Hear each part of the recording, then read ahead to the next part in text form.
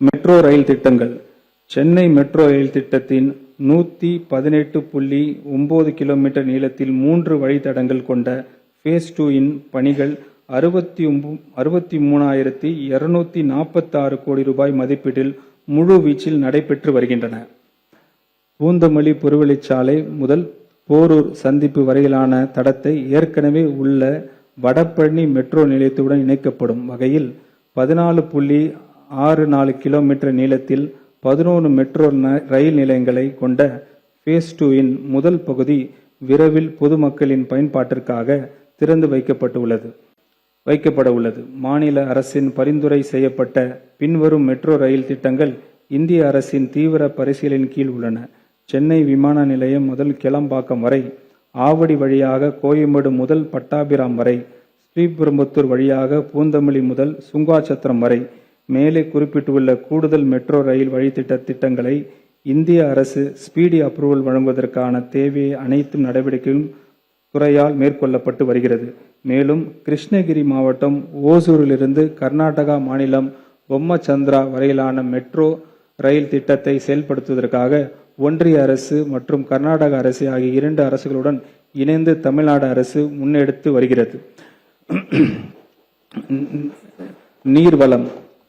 மாநிலங்களுக்கு இடையிலான நதிநீர் பங்கீட்டில் தமிழ்நாட்டிற்கு உரிய நியாயமான பங்களிப்பையும் நலனையும் மற்றும் உரிமைகளையும் நமது அரசு தொடர்ந்து பாதுகாக்கும்.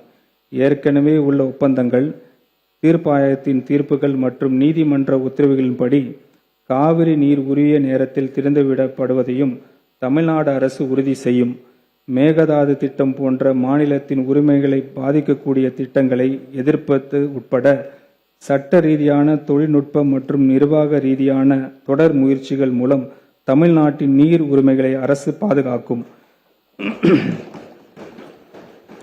மேலும் நீண்டகால நீர் பாதுகாப்பை வலுப்படுத்தவும், விவசாயிகளின் நலனை மேம்படுத்தவும் முல்லை பெரியார் அணையின் நீர்மட்டத்தை உயர்த்துதல்,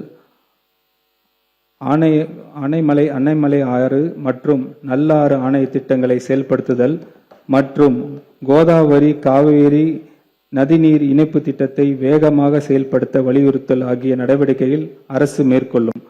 முந்தைய அரசால் அறிவிக்கப்பட்ட பல்வேறு ரிவர் இணைப்பு திட்டங்கள் தாமதமாகவே செயல்படுத்தப்பட்டு வந்துள்ளன. வேளாண்மைக்கு நீர் ஆதாரம் உயிர் மூச்சாக இருக்கின்ற போதிலும் இத்திட்டங்கள் உரிய காலத்திற்குள் செயல்படுத்தாத நிலையில் அது வேளாண் உற்பத்தி திறனை பாதிக்கிறது.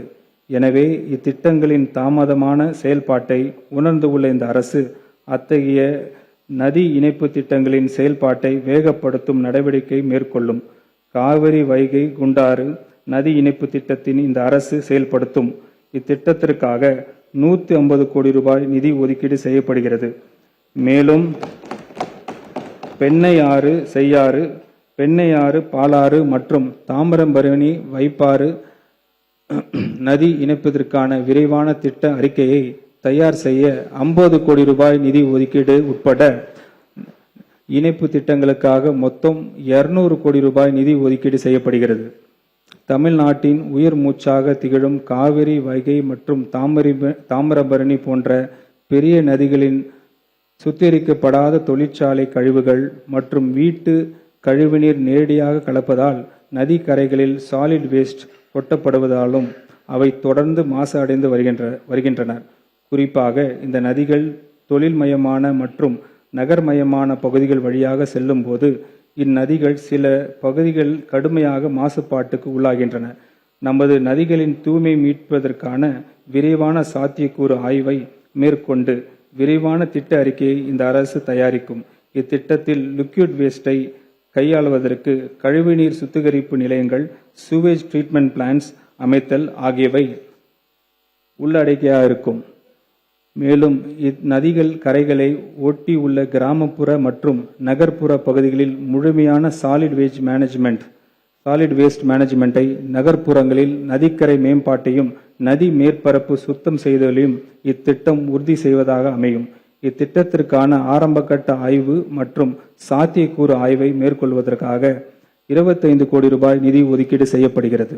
நிலத்தடி நீர் மட்டத்தை மேம்படுத்தவும், பாசனக்கு தேவையான சுத்தமான நீர் கிடைப்பதை உறுதி செய்யவும், பருவமழை கால மழைநீரை சேமித்து வைக்கவும் காவிரி மற்றும் கொள்ளிடம் ஆற்றின் குறுக்கே தடுப்பணைகள் கட்டுவது தொடர்பாக இந்த அரசு விரைவான சாத்தியக்கூறு ஆய்வு மேற்கொள்ளும்.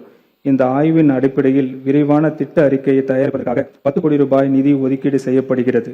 மேலும் காவிரி டெல்டா பகுதியின் சுற்றுச்சூழல் மறுசீரமைப்புக்கான சாத்தியக்கூறு ஆய்வு மற்றும் விரைவான திட்ட அறிக்கையை தயாரிப்பதற்காக 10 கோடி ரூபாய் நிதி ஒதுக்கீடு செய்யப்படுகிறது. இந்த திருத்த வரவு செலவு திட்ட மதிப்பீடுகளில் நீர்வளத்துறைக்கு 9,264 கோடி ரூபாய் ஒதுக்கீடு செய்யப்படுகிறது.